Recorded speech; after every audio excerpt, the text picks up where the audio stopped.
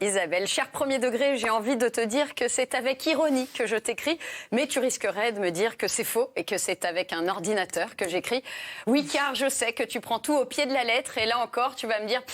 N'importe quoi, une lettre, ça n'a pas de pied, ça a une en-tête, mais pas de pied. Comme quoi, le premier degré, même quand il n'est pas Celsius, il fait froid dans le dos. Et aujourd'hui,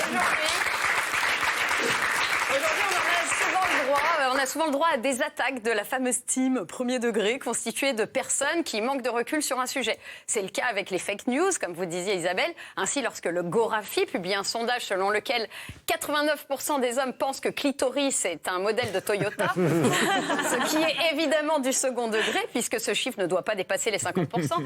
Bref, lorsque ce chiffre est repris et commenté par des médias italiens traditionnels, on peut dire, cher premier Doug, que tu as frappé et plutôt fort chez nos amis transalpins. Alors, je ne prendrai donc jamais, moi, le risque de dire à un premier degré « Et mon cul, c'est du poulet ?» Pour un peu qu'il ait faim, il serait capable de croquer dedans. En revanche, quand on me dit « C'est aujourd'hui que je vous aime », eh ben moi, je le prends toujours au premier degré. Bah oui, parce que là, c'est juste par expérience, parce que je sais qu'en général, le lendemain, il n'y a plus personne. Alors, c'est sûr, cher premier degré, qu'il est plus dur de t'éviter quand on est confronté à quelque chose qui nous touche de près et dont nous sommes émotionnellement proches. Par exemple, les fans de l'OM sont très peu enclins à rire du niveau proche du néant de leur équipe.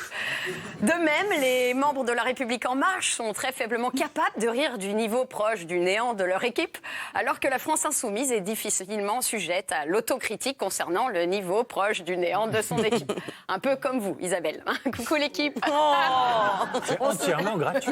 On se calme. C'est du premier degré. C'est gratuit. Je suis du clan du second degré. Bref, plus on est impliqué émotionnellement, plus il est difficile de s'extraire du premier degré. Saviez-vous, par exemple, que les nouveaux barbus sont des anciens moches, David ? Autre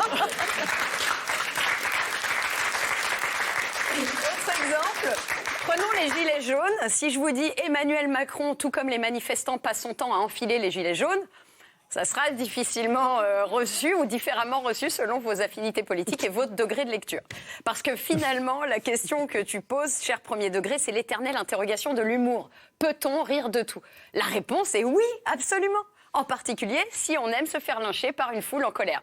Par exemple, si je vous dis « Émile Louis ne devait pas être si bête puisqu'il a sauté une classe », voilà, on peut effectivement avoir une réaction au premier degré en se disant « mais comment peut-on dire ça ?»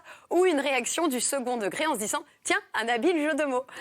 Et non pas un habile fakir, sinon ça n'a aucun sens, c'est ni au premier ni au second degré, c'est juste ce que l'on appelle de l'absurde et ça permet de faire oublier qu'on a fait une blague de pédophile 3 lignes au-dessus. Quelle pirouette! Le second degré, qui est aussi un type d'équation mathématique, qui pose donc problème à de nombreuses personnes. Alors que moi, c'est plutôt le type d'équation qui m'a posé problème en maths. Comme ma mère m'a toujours dit « méfie-toi des inconnus », quand la prof de maths en 5e m'a dit « voici une équation à 2 inconnus », je me suis logiquement enfuie en hurlant. Voilà, la maîtresse n'a pas ri, probablement un manque de second degré.